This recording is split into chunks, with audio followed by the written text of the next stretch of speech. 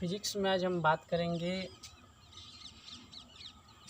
Capacitance कैसे circuit का निकालेंगे। इस फिगर में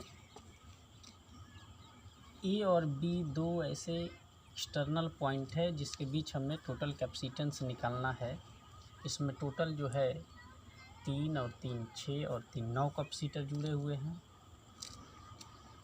पहले सर्किट में हमें ए बी के बीच देखना होगा कि कौन कौन से कैपेसिटर जो है सीरीज में है और कौन कौन कैपेसिटर जो है पैरेलल में है।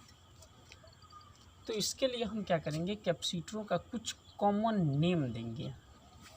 जैसे कि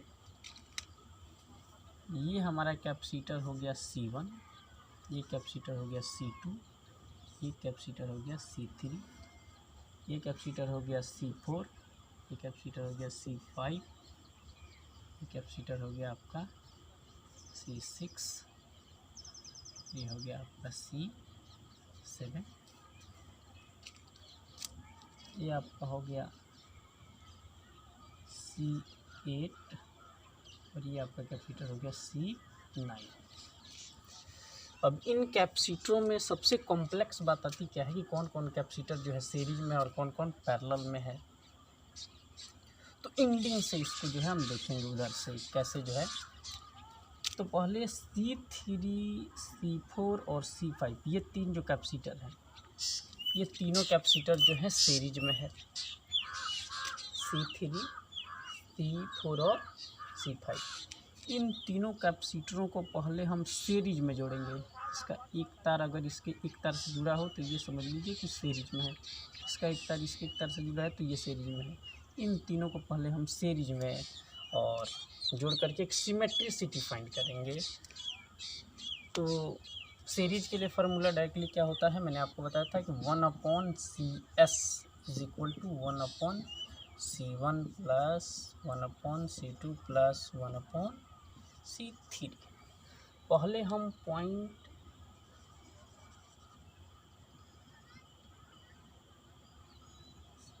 इस और इस पॉइंट के लिए जो है कुछ देर के लिए इस कनेक्शन को हम काट देते हैं। इन तीनों को पहले हम जोड़ देते हैं, C3, C4 और C5 इधर।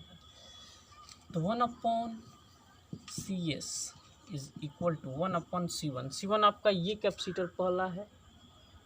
हम इस लूप में इसको पहला कैपेसिटर कह रहे हैं, इसको दूसरा और इसको तीसरा। इन तीनों कैपेसिटर को हम जोड़ें तो इस लूप के लिए पहला कैपेसिटर का वैल्यू हो गया आपका 3 माइक्रोफैराड। इन तीनों को जोड़ें 3, 3 और 3 को जोड़ेंगे तो C1 हो गया 3 प्लस 1/C2 भी आपका 3 हो गया प्लस 1/C3 भी आपका क्या हो गया 3 हो गया।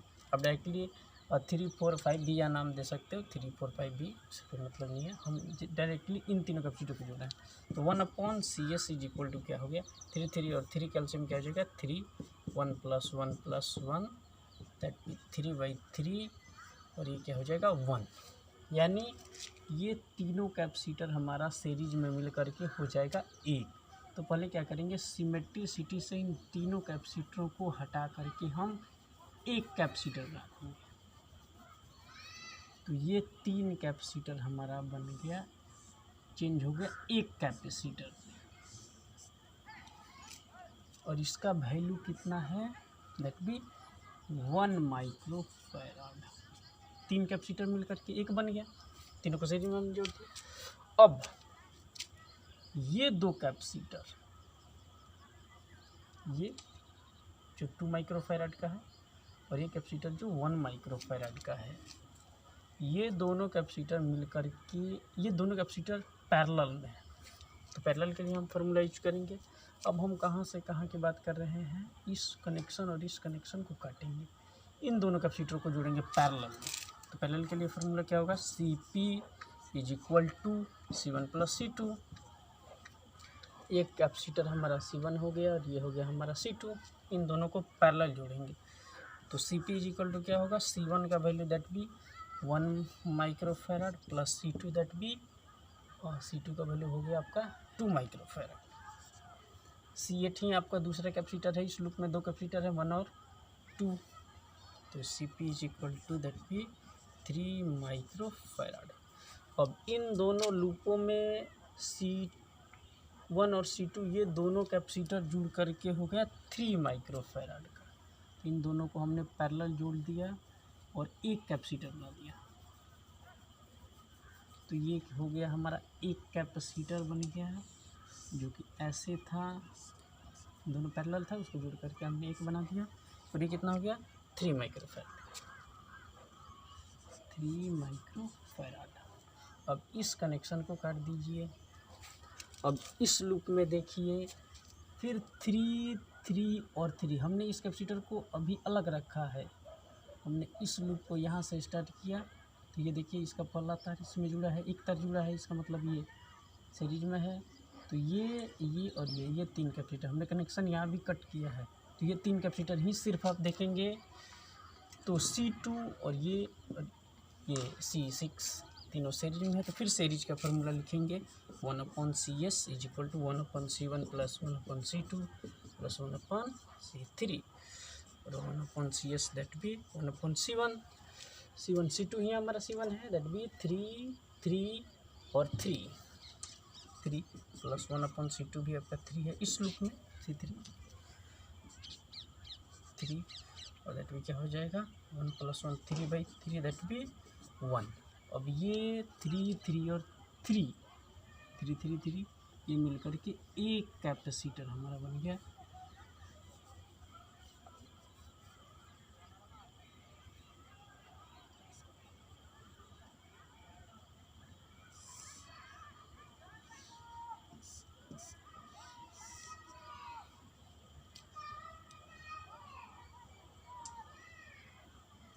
ये क्या बन गया हमारा 3, 3, 3 और ये बन गया हमारा 1 माइक्रोफैराड का। ये कैपेसिटर तो हमारा हट गया, ये कैपेसिटर भी हमारा हट गया। अब इस कनेक्शन को हम यहाँ से कट करेंगे। अब ये दोनों कैपेसिटर फिर जो है पैरेलल हो गया, 2 और 1 फिर पैरेलल हो गया। इस पॉइंट से इस पॉइंट के बीच इधर वाला कैपेसिटर हमने अलग रखा है, तो फिर इन दोनों को पैरेलल जोड़ेंगे।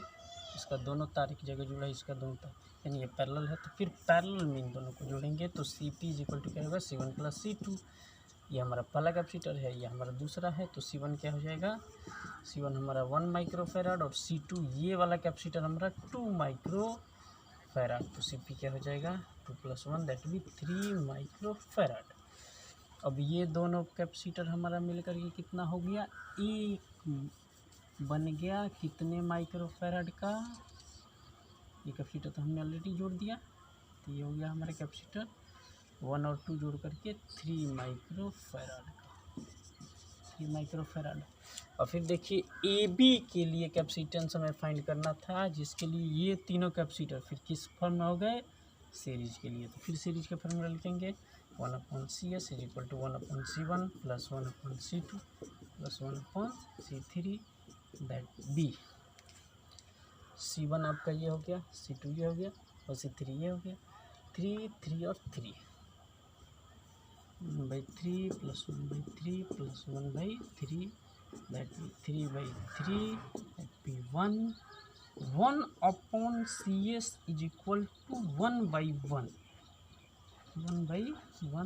That be CS is equal to 1 cross multiplication करेंगे तो CS is equal to 1 microfarad.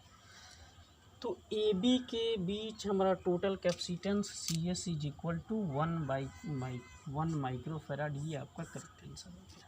AB के बीच ये तीनों सीरीज में बने 1 माइक्रोफैराड। इस तरह से कोई भी कॉम्प्लेक्स सर्किट हमारा आसानी से सिमेट्रिसिटी से इधर से सॉल्व करते करते आसानी से सॉल्व